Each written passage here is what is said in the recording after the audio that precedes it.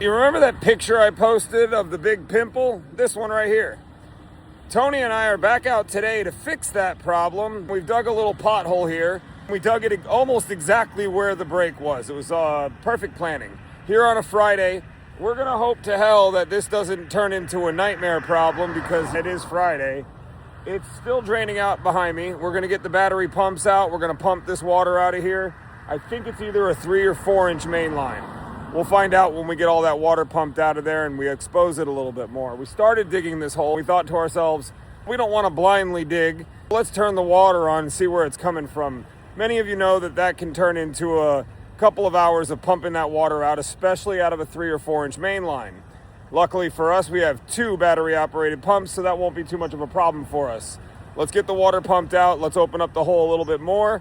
Tony's already back from turning on the water, so we can go ahead and get this repair done. I'm gonna go ahead and take the blame for putting the dirt on top of where we need to repair the damn pipe. It looks like we got a 3 inch main line here. We're almost there. We'll get it uncovered and then cut it out and tell you exactly what size it is. We're getting our first look at the break here.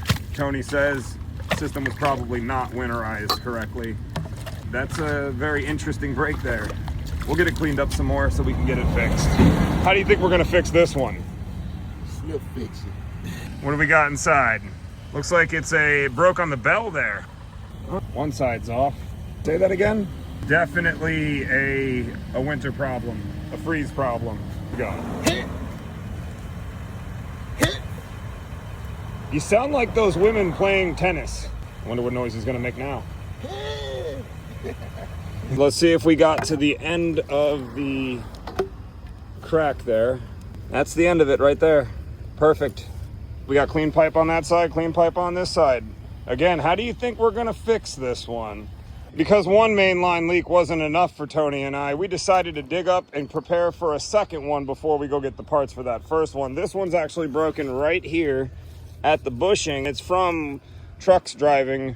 You can see the tracks right over top of this. We're gonna repair it.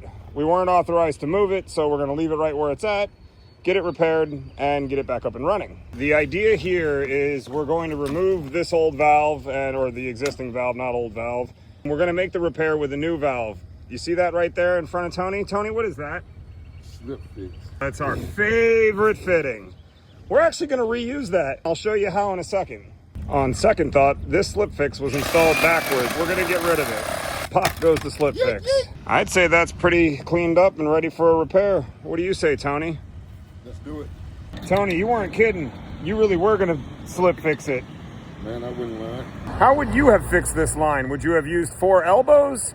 A Dawn repair coupling? Would you have dug up 60 feet of the line and tried to pop in 2 couplings? Let me know in the comments. I'm probably gonna piss Tony off. Tony, did you know that you can measure that gap with the saw? Let's show everybody at home. Flag usually. You use the flag instead? Yeah. Show us how you do that. You go into the middle of the coupling inside there. You're finding your end point over here. There's the length of pipe that Tony needs, right where it's bent. Perfect. Now you can grab the pipe over there in the saw and we'll get it cut. With the flag against the pipe, now he knows he's got a cut right there. I'll point something else out. We both have a reciprocating saw. When you're working with really large pipe, like 2.5 inch, it's actually smarter to work with the hand saw with that really large blade because you'll cut the pipe almost 100% of the time straight, which is very important to have a square cut on these connections so that the glue joints last as long as possible. Glue joint, solvent weld, whatever you want to call it, how we put the pipes together. Tony, let me see that part you just cut. Show everybody how straight it is. Either one of them. That's your straight cut with that thick Lennox blade right there. That's what you want. You want a square cut. Now when he welds this together, it's gonna be nice and tight. Tony's fixing to make the last connection here with this slip fix, fully extending it. He did measure to make sure that once this is all said and done, it will be fully extended so that it doesn't move when it's done. It wouldn't move anyway because it's on a straight pipe.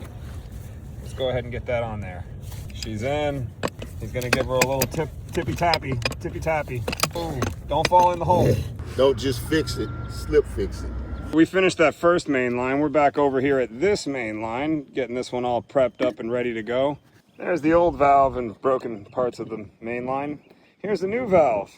What was it you said you were going to install to fix that, Tony? Slip fix. fix. What'd you grab that wrench for?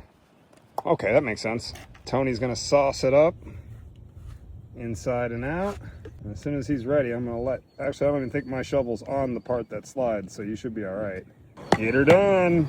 Now that we've got it all backfilled and pressurized and we don't have a leak, it's time to get to the next one.